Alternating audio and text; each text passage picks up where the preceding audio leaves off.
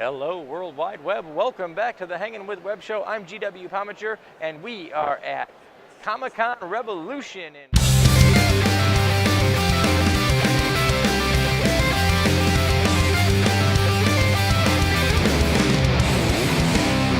Hello, World Wide Web. Welcome back to the Hangin With Web Show. I'm GW Pomichter, and we are at Comic-Con Revolution in West Palm Beach, Florida, hanging out all weekend long with fantastic creators. We've got artists, authors, filmmakers, musicians, cosplayers, creative minds of all kinds. And we're hanging out right now with Hatosy-Solberg. Dylan, how are you, man? Good to meet you. I'm doing great. Awesome. How's the con going for you so far? Pretty good. Can't complain.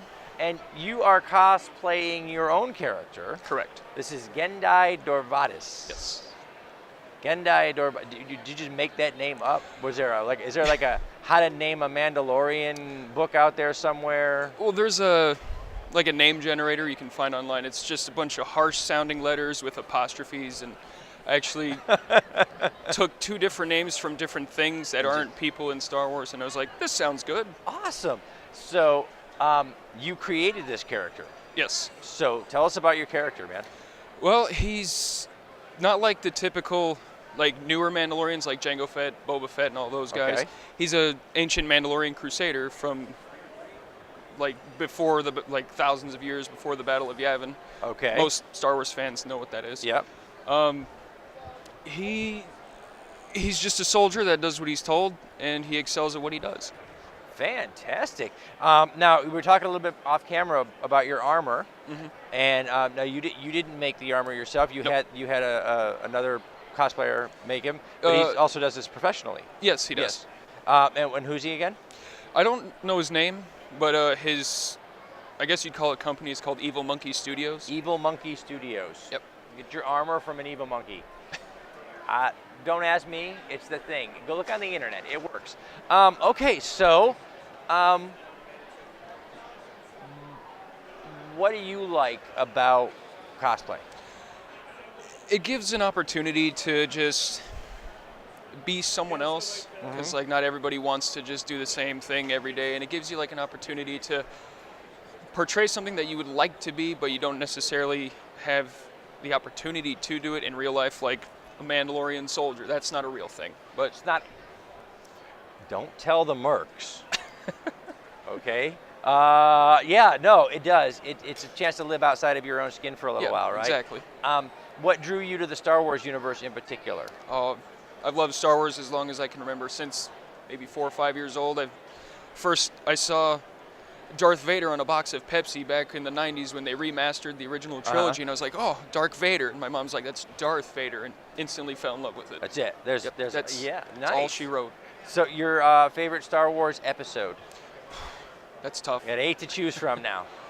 Uh, Now you know, in the 90s, you grew up with the new stuff coming out, yeah. Well, and then of course, then looking back at the classic Star Wars trilogy. Okay, so do you have a favorite character?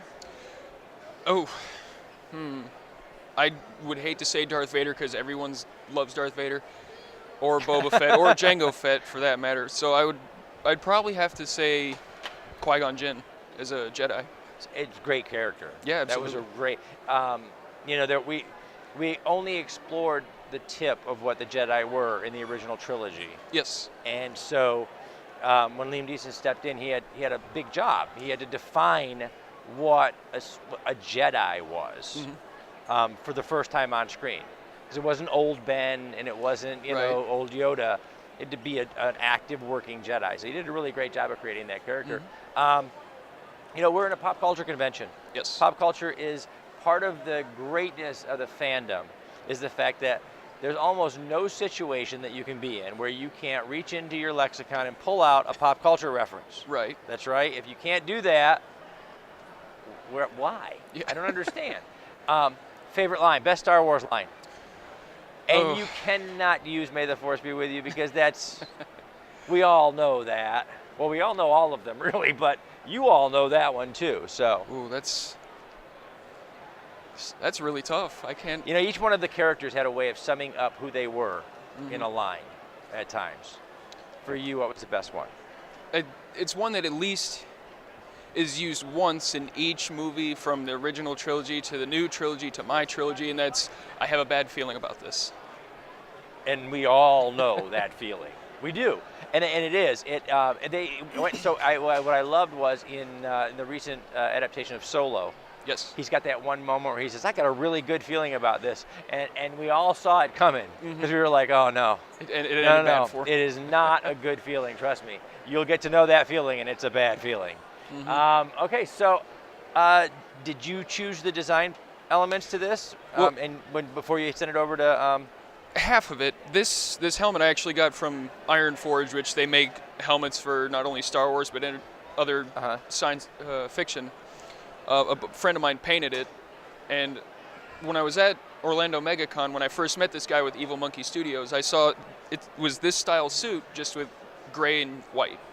So I was like, "How much for that?" And he says, $1,200. I'm like, "I'm not going to do that."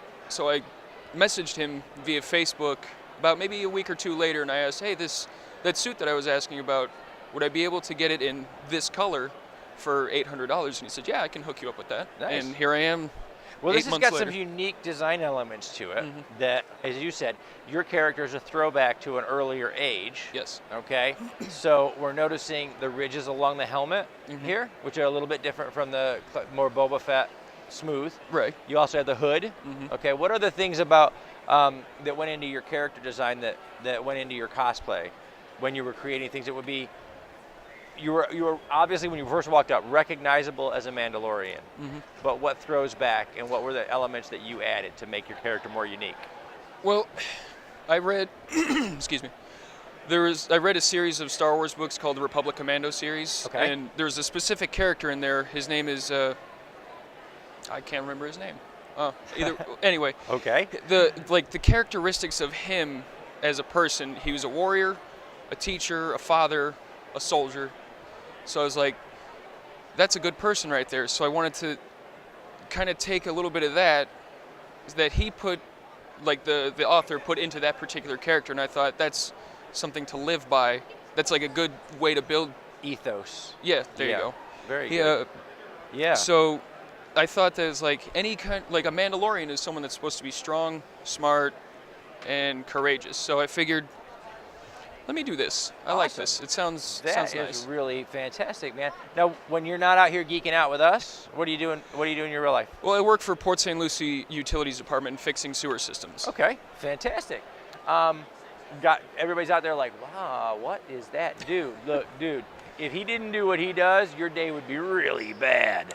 Yeah, it's not glamorous work, but it puts bread on the table. It's necessary, not just to put bread on the table, but for the rest of us too. If you didn't do what you did, homes would not be pretty. Right. So that is awesome. Do you cosplay other characters as well? I do. Are you more creative? My first cosplay I ever did was a very poorly put together Aaron Black from Mortal Kombat 10. Okay. I never cosplayed before that, at least not intentionally. I accidentally looked like a character once, and my brother said, "You're this character," and I'm like, "I guess." So that was my first cosplay, and then as I got older and I actually had a steady job and could afford more things, I said, let me try this. And I do Jason Todd, also known as the Red Hood. I do a Republic Commando, who I haven't named him yet. It's the big bulky armor. It's all black. Awesome. I did Jack the Ripper from Assassin's Creed. That was pretty easy. Yeah. And a handful of other things that... What drew you to wanting to cosplay? My friend. Your friend. Nick. Yeah. So you're just kind of walking around and you're like, hey, I can do that. Just kind of, yeah. Yeah? Well, it's good. That's what built this community, is the idea that, I can do that. Right. Yeah, there's nothing wrong with being somebody else for a little while. So you do MegaCon, you talked about a little bit, and you're here. Best con moment? Best con moment. I would have to say when I met the Green Power Ranger. JDF? Yes, See, Jason David Frank. Got a big fan. We had an opportunity to interview with Jason David Frank nice. a couple years ago, and he was so gracious and just such a great guy, and so into the fans and giving back, that's what conventions are all about. Right. It really is. It's about the interactions that we have with our peers, and that's fantastic. Where can people follow you online? Find more cosplays? Are you out there somewhere telling people what you're doing? Not really, no. Not really? I'm part of a cosplay group in Port St Lucie. Well, it's all along the Treasure Coast. They're Treasure Coast cosplayers. Okay. I don't really do much with them. I hang out every now and then. We've done a charity event or two. Awesome. So awesome. Nothing too large. Keep an eye on the web and look for the Treasure Coast Cosplayers group. We talked to them earlier on our Facebook Live. We'll put links down below so you can find them. In the meantime, we have to wrap it up. As we do that, we want to say thank you to our partners and friends over at Pound the Grape and the Foxwood Wine Company, Radio.com, Krypton Radio, Celestial Healing, Something Unique Magazine, Famous Faces and Funnies, J. Bauer Art. All these folks share our videos on the World Wide Web, and we are so grateful to them for doing that. We hope you'll do it too. In the meantime, stay logged on, stay tuned in, and see who we're hanging with next. Awesome. Thank you so much, man. Thank you. That was